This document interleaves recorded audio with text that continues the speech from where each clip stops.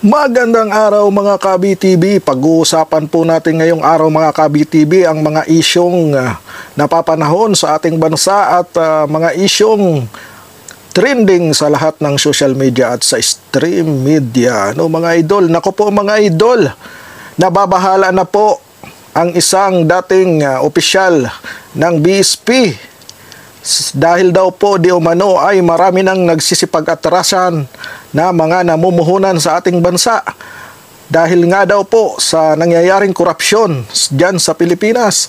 Kaya po mga Kabi-TV, pakinggan po natin ang kanyang pahayag at kung bakit nga ba talaga nagsisipag-alisa na ang mga namumuhunan sa ating bansa. Panoorin po natin at pakinggan natin ang kanyang pahayag mga Kabi-TV. Dami ng investor ang umatras dahil sa takot at kawalan ng tiwala sa gobyerno. Bunsod ng talamak na korupsyon ayon sa isang dating opisyal ng Bangko Sentral ng Pilipinas. Si Jason Rubrico magbabalita. Sa gitna ng mga isyu ng korupsyon at maanumalyang flood control projects, marami ng investor ang nagdesisyong umatras sa Pilipinas. Ayon kay Cora Guidote, dating head ng Investors Relation Office ng Bangko Sentral ng Pilipinas, patuloy na lumiliit ang tiwala ng mga negosyante dahil sa laganap na korupsyon sa pamahalaan. Marami na nag-pull out. Actually, kasi nga, kumababa ang business confidence. At saka, corruption scares away investors. Bakit? Kasi it increases the cost of business. Siyempre, manghihingi ng lagay yung mga people that they deal with in government. If I'm an investor, asan ang ROI ko? Asan ang return on investment ko?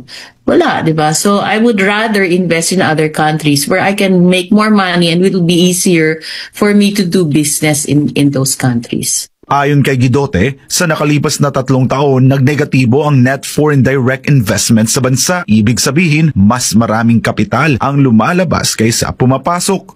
Pag walang masyadong nag-i-invest, wala rin masyadong trabaho. So pag walang trabaho yung mga tao, there's a higher incidence of poverty. Dagdag pa niya, hindi lang sa mga flood control project at Department of Public Works and Highways umiikot ang issue ng korupsyon, kundi laganap din aniya ito sa iba't ibang ahensya ng gobyerno. As long as those other departments are not being checked, then the plunder will continue.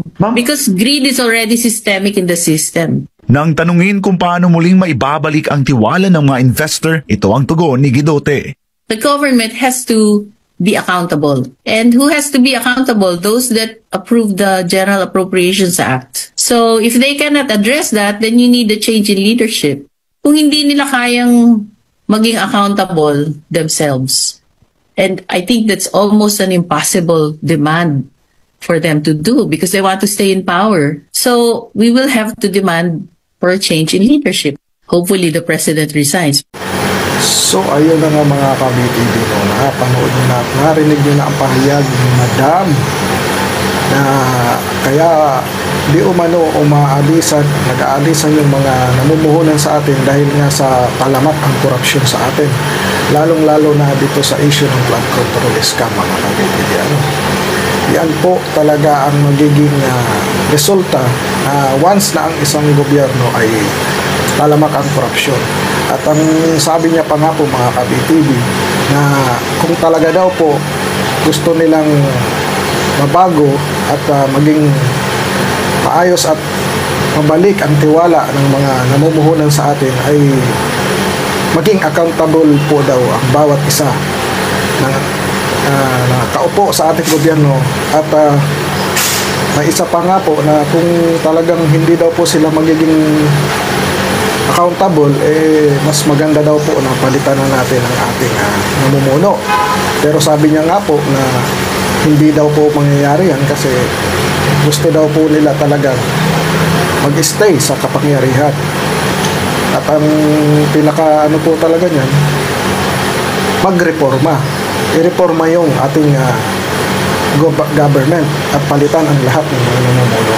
Yan po ang pinakamagandang gagawin po talaga natin mga Kabi-TV. So hanggang dito na lang po mga Kabi-TV ang ating reaction video. Always remember po, God is good all the time. God bless you all. BTV React is now signing off. Bye-bye.